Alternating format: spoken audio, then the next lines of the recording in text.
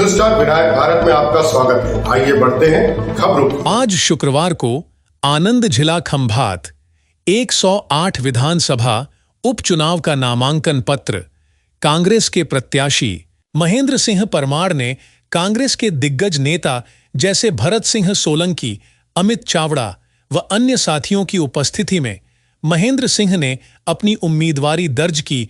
भारी जन सैलाब देखने को मिला और सभी कांग्रेस के दिग्गजों ने कांग्रेस की जीत का दावा किया और अपने वोटर्स को ये उम्मीद दिलाई कि कांग्रेस के आने के बाद जनता के जो प्रश्न हैं उन्हें वो पूरा करेंगे।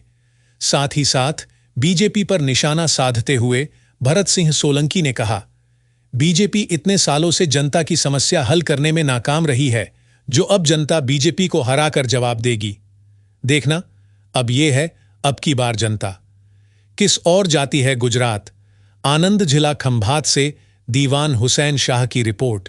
છાપ ઉમેદવારોને ચૂંટીને ભૂતકાળમાં ભારતીય જનતા પાર્ટીએ મોકલ્યા છે, જેથી પ્રજાજનો પણ અહીંયા ત્રાહિમામ પુકારી ગયા છે અને એ વખતે અમારા સૌ આગેવાનો એ ભેગા થઈને એ નવીનભાઈ હોય, દાનભાઈ હોય કે અમારા સાવજસિંહ હોય કે અમારા ખુશમનભાઈ હોય કે અમારા બીજા બધા જે આગેવાનો છે, સૌ સમાજના આગેવાનો આ વખતે કટિબદ્ધ છે અને ધારાસભ્ય કરતાં ખંભાતનું ભલું કેવી રીતે થાય, ખંભાતની પ્રજાજનોના પ્રશ્નોનું નિરાકરણ કેવી રીતે આવે, એ માટે પ્રજાના કામ કરવા માટે કટિબદ્ધ થઈ અને આ ચૂંટણી લડવાના છીએ।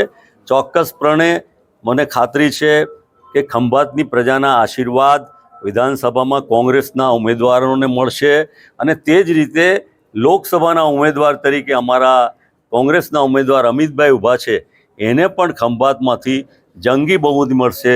આણંદની લોકસભા પણ જંગી બહુમતીથી જીતશે અને આણંદ લોકસભા જીતશે એટલે જેમ ભૂતકાળમાં 2004માં થયું હતું એનું જ પુનરાવર્તન 2024માં થઈ અને દેશમાં કોંગ્રેસની સરકાર આવશે અને જે પડતર પ્રશ્નો ચાહે ખંભાતના હોય ચાહે આણંદ લોકસભાના વિસ્તારના હોય એ બધા પ્રશ્નોનું નિરાકરણ અમારા ચૂંટાયેલા પ્રતિનિધિઓ એમની સ્થાને જે ધારાસભા અને લોકસભામાં કરશે।